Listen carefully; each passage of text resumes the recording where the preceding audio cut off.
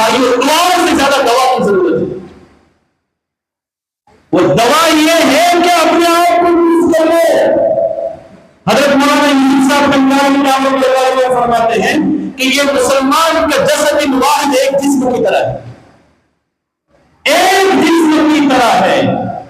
جسم کے کسی ایک حصے کو تکلیف ہوتی ہے پورا جسم اس تکلیف کو برداشت کرتا ہے. معلوم ہے آپ کو آپ کی زندگی میں کوئی خراش آ گئی تکلیف آپ کے پیروں کو بھی ہوگی آپ کے دماغ کو بھی ہوگی. رات میں آپ کو نیند بھی نہیں آئے گی. اب آپ یہ کہیں کہ میں تو سو جاتی ہوں مجھے کیا لینا تھا میں تو انہیں کو تکلیف ہوئی نہیں. تعلق جڑا ہوا ہے ہر ایک کا ایک دوسرے کے ساتھ. جسم کے ایک انگ کا دوسرے انگ کے ساتھ ایک عضو کا دوسرے عضو کے ساتھ تعلق ہے.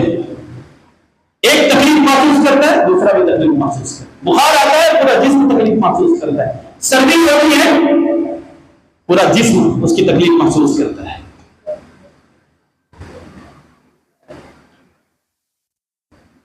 کھانا کھایا آنکھوں نے دیکھا ہاتھ نے لیا منہ میں رکھا پیٹ میں گیا پیٹ خراب ہوا اور تکلیف کیا ہوئی؟ استنجا کیا ہوگی تکلیف ہوئی. آپ کہیں گے کہ یہ کیا ہو گیا کیا کس نے اور کون بھوگ رہا ہے؟ منہ نے کھایا اور پیٹ بھگت رہا ہے.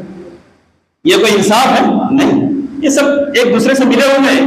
یہ ہے تو یہ نہیں ہے وہ ہے تو وہ نہیں ہے سب ہے تو یہ ہے. اسی طرح پورے عالم میں جتنے مسلمان ہیں یہ ایک جسم کی طرح ہے. کہیں بھی مسلمان پریشان ہیں یہ سمجھ لیجیے کہ پورے عالم میں بسنے والے مسلمانوں کا کوئی مجموعی طور پر کوئی مرض ہے جس کی علاج کی ضرورت ہے.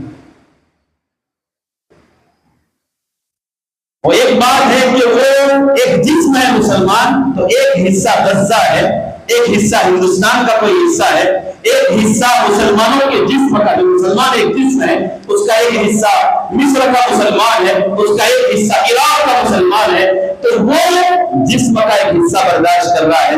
لیکن میرے بھائیوں کو علاج کرنے کی ضرورت ہے.